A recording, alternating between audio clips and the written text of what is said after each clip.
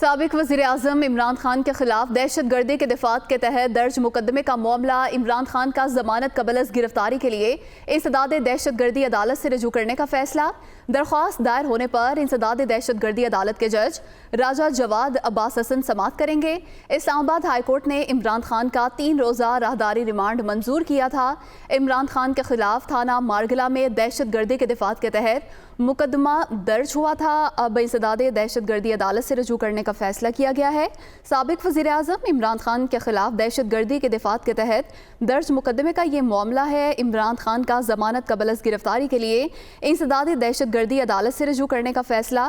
درخواست دائر ہونے پر انسداد دہشت گردی عدالت کے جج راجہ جواد عباس حسن سماعت کریں گے۔ اسی پر بات کریں گے نمائندہ دنیا نیوز عامر سعید عباسی ہمارے ساتھ موجود ہیں۔ جی عامر، بتائیے گا کب دائر کی جائے گی درخواست؟ دیکھیے، آج ہی چیئرمین تحریک انصاف عمران خان کے خلاف جو اسلام آباد پولیس نے تھانہ مارگلہ میں دہشت گردی کا مقدمہ درج کیا تھا، اس مقدمے میں ضمانت قبل از گرفتاری کے لیے اسلام آباد کی جو انسداد دہشت گردی عدالت ہے اس سے رجوع کرنے کا فیصلہ کر لیا ہے۔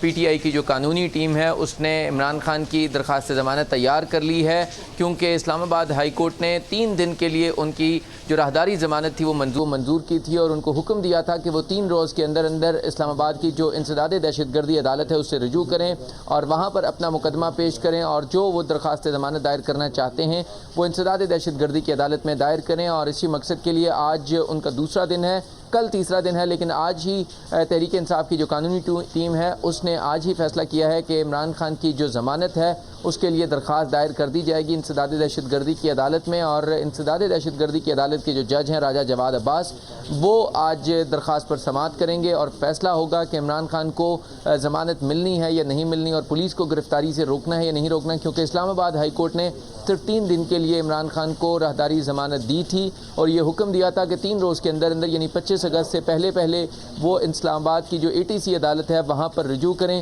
لہٰذا آج عمران خان جو ہے وہ روانہ ہوں گے، انہوں نے دوسرے شہر جانا ہے، تو روانگی سے قبل وہ درخواست ضمانت دائر کر کے ضمانت حاصل کر کے روانہ ہونا چاہتے ہیں۔